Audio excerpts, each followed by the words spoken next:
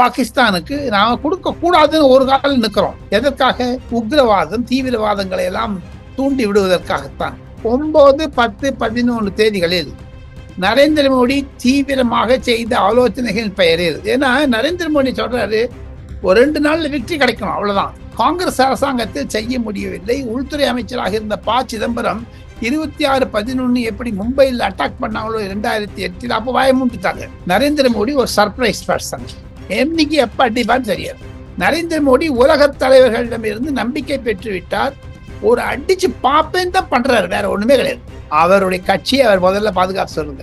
இப்ப இந்தியா பாகிஸ்தான் விட்டுருங்க, தேசத்தை நரேந்திர மோடியுடன் விட்டுக்கிடுங்க, கட்சியை நீங்க பாத்துங்க. Who are you to suggest to Mr. Narendra Modi?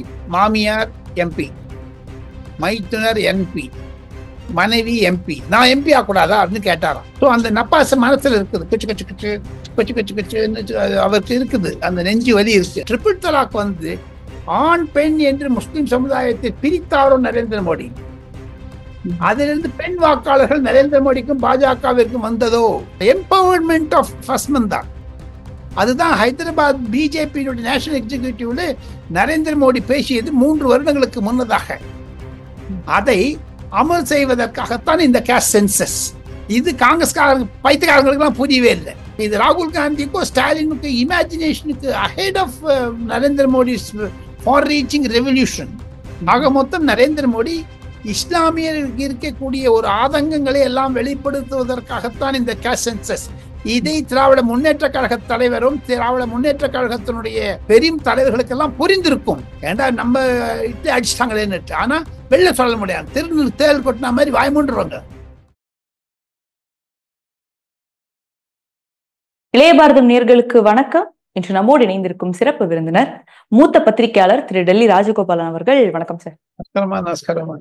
பகல்கம்ல இப்படி ஒரு தாக்குதல் நடந்ததுக்கு அப்புறமா இந்தியா அடுத்தடுத்து என்ன ஸ்டெப்ஸ் எடுத்து வைக்க போகுது, பாகிஸ்தானுக்கு எப்படி ஒரு பதிலடி கொடுக்க போறாங்க அப்படின்ட்டு எல்லாருமே ரொம்பவே ஆர்வமா அதை முன்னோக்கி இருக்காங்க அப்படின்னு சொல்லலாம்.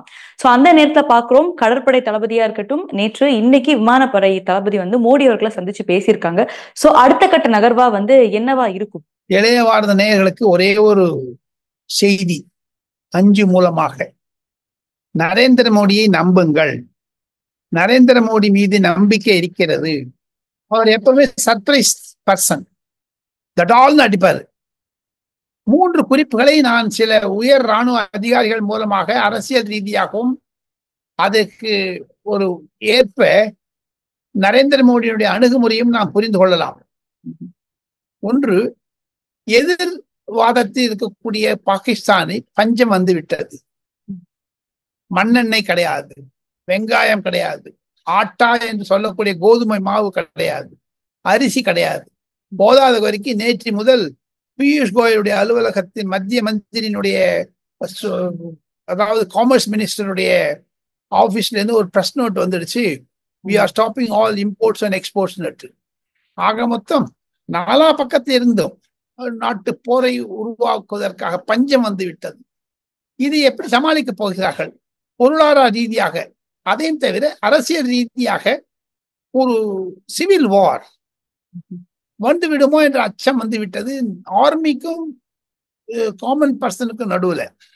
இதனிடையே இன்டர்நேஷனல் மானிட்டரி ஃபண்ட் பல லட்ச கோடிக்கணக்கான ரூபாய்களை அள்ளி அடிக்க இருக்கிறது. அதற்கு இன்டர்நேஷனல் மானிட்டரி ஃபண்டில் இருந்து பணம் வரக்கூடாது என்று இந்தியா போராடுகிறது. அதற்காகத்தான் இன்று KV சுப்பிரமணியம் என்று சொல்லக்கூடியவரை மாற்றிவிட்டார்கள் இன்டர்நேஷனல் மானிட்டரி ஃபண்ட்ல. ஒரு பாருங்க, இலங்கைக்கு இன்டர்நேஷனல் மானிட்டரி ஃபண்ட் கொடுக்கணும்னு நம்ம போராடினோம். நிர்மலா சீதாராமன் ஒரு ஆத்தென்டிகேட் பண்ணி கவுண்டர் சிக்னேச்சர் பண்ணாங்க அதுக்கு. ஆனா பாகிஸ்தானுக்கு நாம கொடுக்க கூடாதுன்னு ஒரு காலம் நிற்கிறோம். எதற்காக? உக்ரவாதம், தீவிரவாதங்களை எல்லாம் தூண்டி விடுவதற்காகத்தான். அதையும் தவிர அரசியல் பிரச்சனையாக பார்க்க போனால் பலுச்சிஸ்தான் மற்றும் ஆப்கானிஸ்தான் போன்ற அண்டை மாநிலங்களிலும் மாவட்டங்களிலும் இருக்கக்கூடிய பிரச்சனைகளை எல்லாம் ஊக்கிவிட்டு அங்கிருந்து சண்டை போட வைத்து உள்நாட்டு கலவரத்தையும் உண்டாக்கி விட்டாங்க. ஆக மொத்தம் பாகிஸ்தானுக்கு என்ன பண்றதுன்னு தெரியல. நரேந்திர மோடியின் அணுகுமுறை, தாங்கள் கேட்டதற்கு நான் பதிலுக்கு வருகிறேன். இப்பொழுது நேற்று கப்பல் படை தலைவர் பார்த்தார் திரிபாठी. இன்று ஏபி சிங் பார்க்கிறார். சர்தார் ஏபி சிங் என்பவர் சிறந்த விமானி, அவரை நான் நன்கு அறிவேன். அவர் இன்று 3 மணி நேரம் தன்னுடைய இலக்குகளை எல்லாம் சொல்லிக் கொடுத்து, அதாவது மேற்கோள் காட்டியதாக நான் கேள்விப்படுகிறேன். இருப்பினும் 9ஆம் தேதிக்கு பிரைம் மினிஸ்டர் ரஷ்யா போறாரு. அதுக்கு மிஸ்டர் ராஜ்நாத் சிங் அனுப்புறதா இருந்தாங்க, பாதுகாப்புத்துறை அமைச்சர். ரஷ்யாவினுடைய நேஷனல் டே, அதுக்கு அவரும் போகக்கூடாதுன்னு சொல்லிட்டாங்க. அதே மாதிரி ஜனாதிபதி குடியரசுத் தலைவர் மேடம் திரௌபதி முர்மு இமாச்சல் பிரதேஷ் கேன்சல் பண்ணிட்டாங்க. இதையெல்லாம் வைத்து பார்த்தால் 9, 10, 11 தேதிகளில் நரேந்திர மோடி தீவிரமாக செய்த ஆலோசனைகள் பெயரில், ஏன்னா நரேந்திர மோடி சொல்றாரு ஒரு 2 நாள்ல வெற்றி கிடைக்கணும், அவ்வளவுதான்.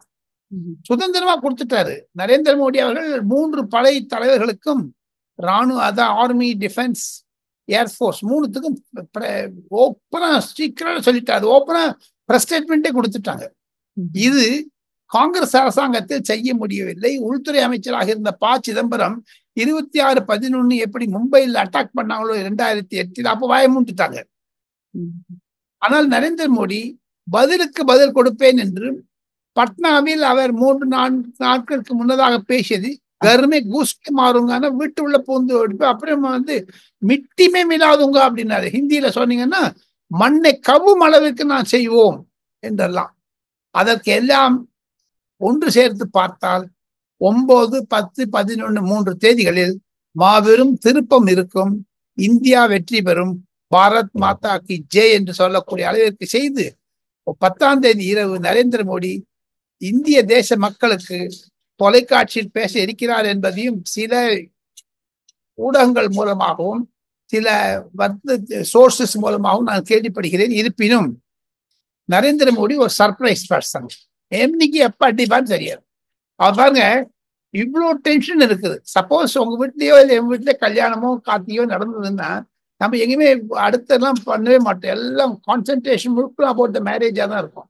நரேந்திர மோடி பாருங்க, கேரளா போனாரு, மகாராஷ்டிரா போனாரு, ஆந்திரா போனாரு, இருக்கக்கூடிய பண்ணி விட்டார். ஆக மொத்தம் ஒன்று வைத்து பார்த்தால் Narendra Modi is in control என்று தான் தெரிகிறது. இப்போ படை தளபதிகள் பிரதமர் அவர்களை சந்திக்கிறது ஒரு பக்கம் இருந்தா, இன்னொரு பக்கம் பார்த்தோம்னா இந்தியாவுடைய அந்த ஆயுத நிறுவனமான மிலிட்டியான்ஸ் இந்தியா லிமிடெட், ஸோ அவங்க யாருமே லாங் லீவ்ஸ் ஒரு 2 மாதத்துக்கு மேல யாருமே லாங் லீவ்ஸ் எதுவுமே எடுக்கக்கூடாது அப்படின்னு சொல்லியிருக்காங்க.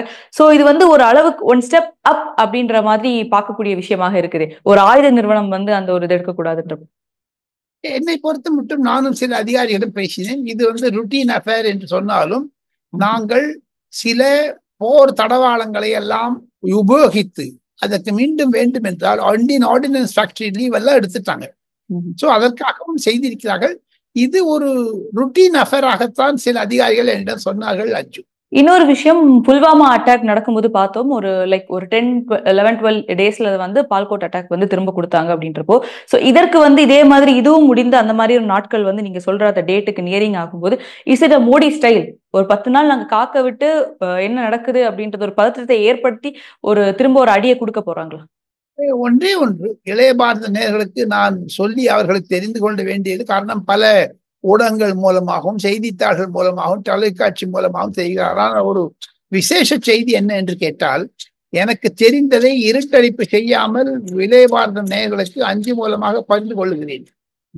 நரேந்திர மோடி ஒன்றே ஒரு ஆக்ஷன் பிளான் எடுத்தார்னு வச்சுங்க, அது medium term, long term, mid term என்று 3ஆக பிரித்து விடுவார்.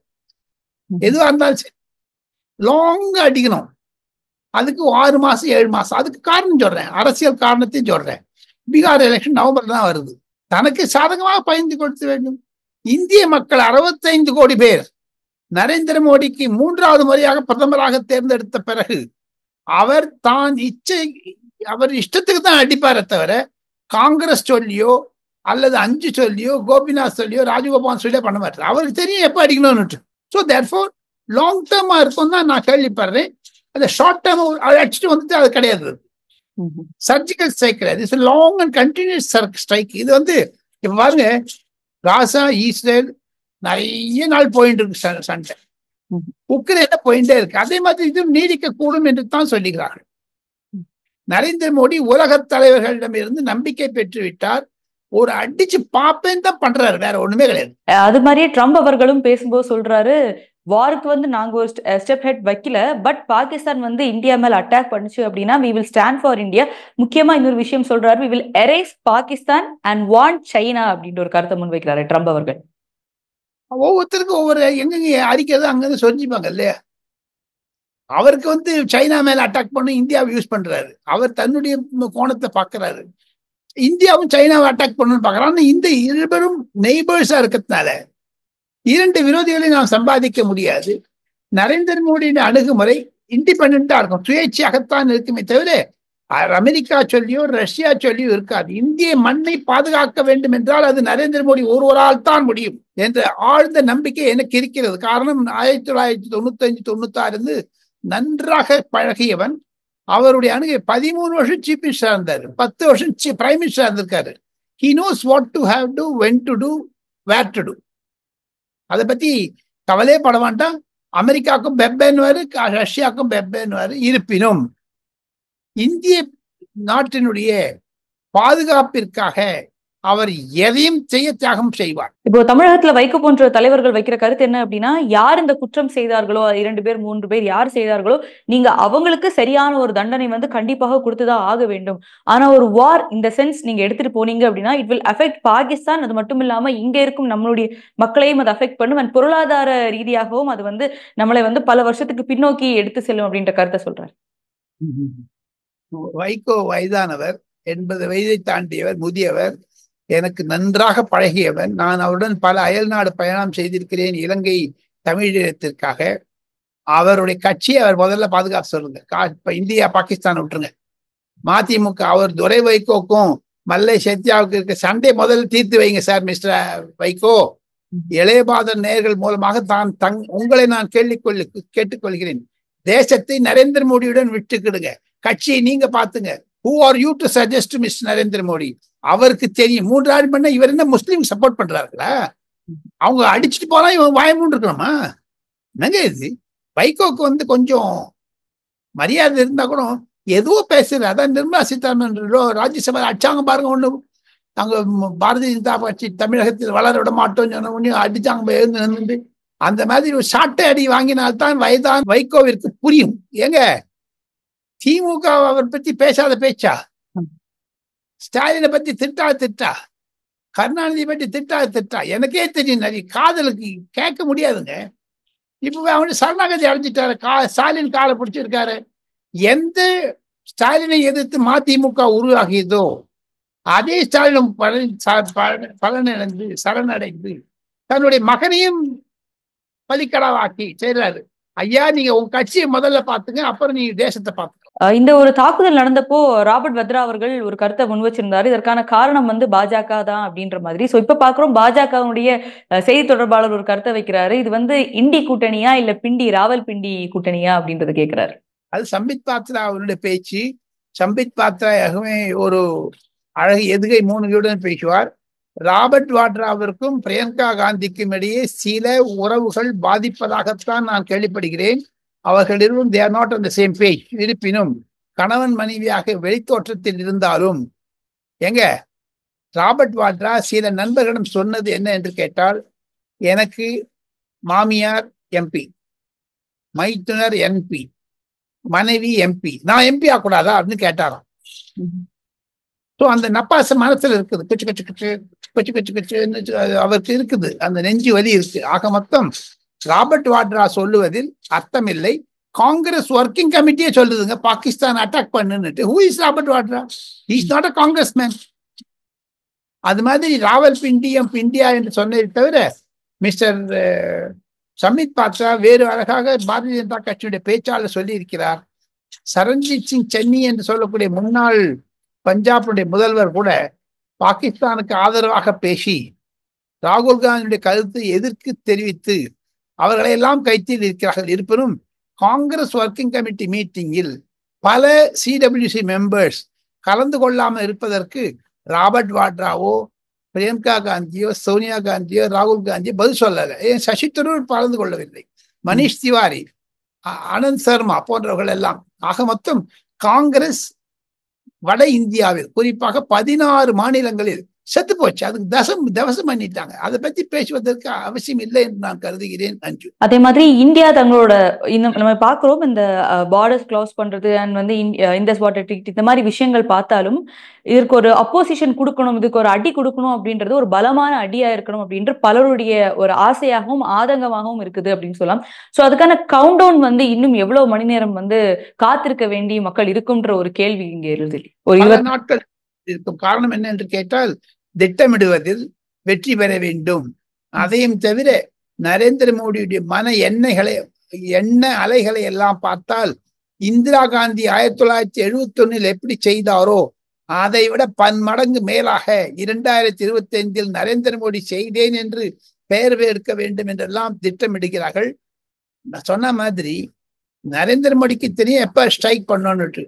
அதுக்கு 140 கோடி மக்களுடைய எண்ணங்கள் ஒரு முனையே இருந்தாலும் தன்னுடைய நேரத்தை அவர் தான் சூஸ் பண்ணுவார். அதே மாதிரி தற்போது கேஸ்ட் சென்சஸ் அப்படின்ற ஒரு விஷயம் வந்து பேசும் பொருளாக மாறிவிட்டது. ஏன்னா பாஜக அதற்கு சிக்னல் கொடுத்துட்டாங்க அப்படின்றது. ஸோ இது வந்து எதிர்கட்சியாகட்டும் ராகுல் காந்தி காங்கிரஸ் கட்சியினர் வந்து இங்க திமுகவா இருந்தாலும் எங்களுடைய வெற்றி, நாங்கள் கொடுத்த அழுத்தத்தின் பேர்ல வேற வழி இல்லாம தான் வந்து பாஜகவும் மோடி அவர்களும் இந்த ஒரு முடிவை எடுத்துட்டாங்க. ஸோ இது வந்து எங்களுடைய வெற்றி, பாஜகவுடைய வெற்றி இல்லை அப்படின்னு சொல்லியிருக்காங்க. நம்மள கைத்தட்டி சேர்ந்துதான். ஏன் தெரியுமா?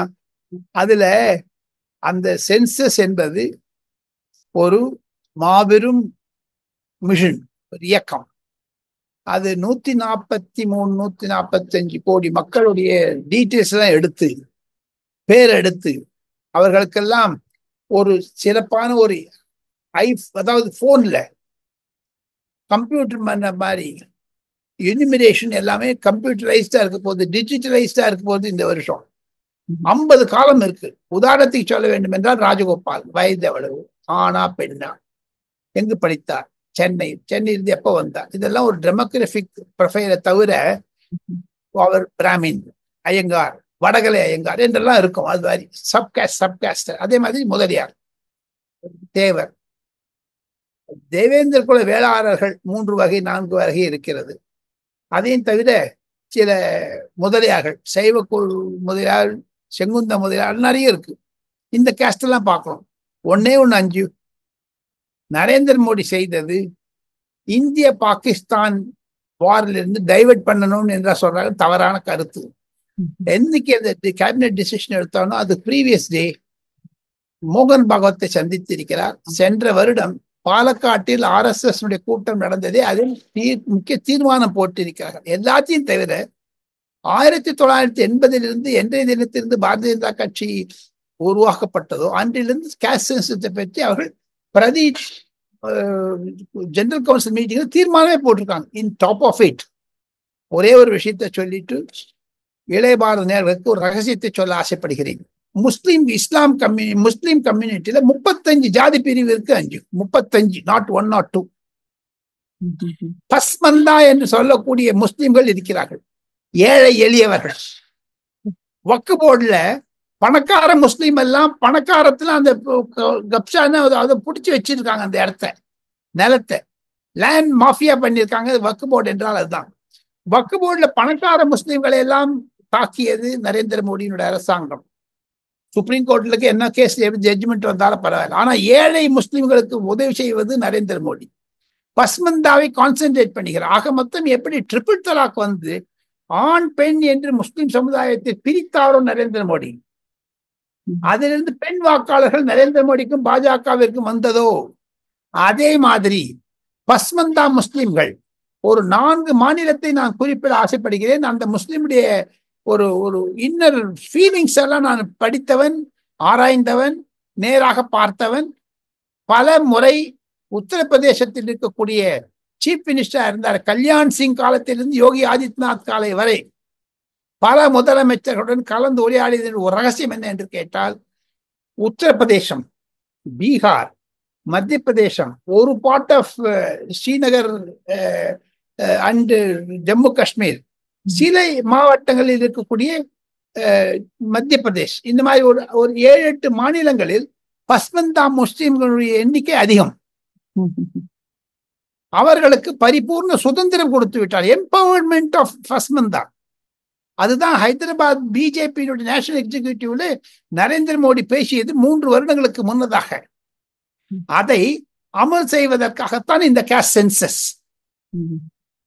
இது காங்கிரஸ்காரங்க பைத்தியக்காரங்களுக்கு எல்லாம் புரியவே இல்லை, மூளை கட்டவங்களுக்கு எல்லாம் புரியவே இல்லை. அது மோடியோட டார்கெட்டே இன்னொரு பக்கம் இருந்திருக்கு. கண்டிப்பாக கண்டிப்பாக இது ராகுல் காந்திக்கும் ஸ்டாலினுக்கு இமேஜினேஷனுக்கு ahead of Narendra Modi's far reaching revolution. இப்போ ராகுல் காந்தி அவர்கள் எல்லாமே தங்களுடைய வெற்றின்னு சொன்னாலும் மோடி அவர்கள் இந்த மாதிரி டார்கெட் பண்ணும்போது இது காங்கிரஸ் உடைய ஒரு வீழ்ச்சியாக தானே பார்க்க முடியுமா? அவங்க போட்ட அந்த கணக்கு மாறிடுச்சு இல்லையா? அதனால 3 தடவை தோத்து போயிட்டாங்களா அஞ்சு, 4வது தடவை தோக்க போறாங்களா அஞ்சு, 4th டைம் 2029 காங்கிரஸ் இல்லாத போயிடும் பாருங்க. இதெல்லாம் புரிஞ்சுக்கணும். தயவு செய்து பாரதிய ஜனதா கட்சியினுடைய தேசிய குழுக்களுடைய தீர்மானங்களை ரெசல்யூஷன் படிச்சாலே போதுமே. அதை இம்ப்ளிமெண்ட் பண்றதுக்கு அடல் பிகாரி வாஜ்பாய் பாரதிய ஜனதா கட்சி ஒரு விதத்தில் கொண்டு போனார். ஆனா 13 வருடங்களாக நான் சேலஞ்ச் பண்ணி சொல்ல முடியும், பாரதிய ஜனதா கட்சியை நன்றாக கொண்டு போகிறார்.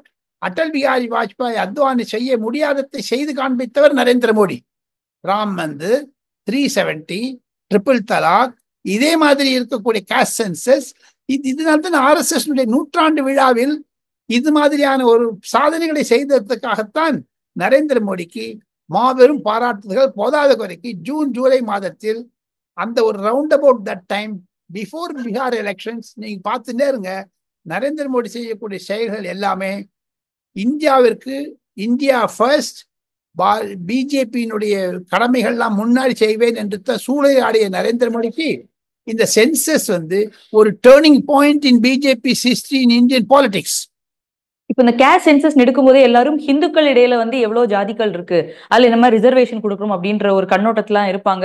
சோ ஏதோ கிறிஸ்தவர்களுக்கும் இஸ்லாமியர்களுக்கும் they are not in the play அப்படின்ற மாதிரி இருந்தது. சோ நீங்க இந்த இஸ்லாமியோட இந்த ஒரு விஷயம் சொல்லும் போது கேஷ் சென்சஸ் அப்படின்னு எடுக்கும்போது அதுக்குள்ள கிறிஸ்டியன்ஸும் இஸ்லாமியர்களுக்கும் உள்ள இன்க்ளூட் ஆகுறாங்க இல்லையா? கண்டிப்பாக அதைத்தானே செய்கிறது நரேந்திர மோடியினுடைய அரசியல். நீங்க சொன்னீங்க அபவுட் கிறிஸ்டியன்ஸ் உங்களுக்கு வக்ஃப் போர்ட்ல சப்போர்ட் பண்றாங்களே, இதையும் சப்போர்ட் பண்றாங்களே. ஆக மொத்தம் நரேந்திர மோடி இஸ்லாமியர்களுக்கு இருக்கக்கூடிய ஒரு ஆதங்கங்களை எல்லாம் வெளிப்படுத்துவதற்காகத்தான் இந்த கேஷ் சென்சஸ். இதை திராவிட முன்னேற்ற கழக தலைவரும் திராவிட முன்னேற்ற கழகத்தினுடைய பெரும் தலைவர்களுக்கெல்லாம் புரிந்திருக்கும்.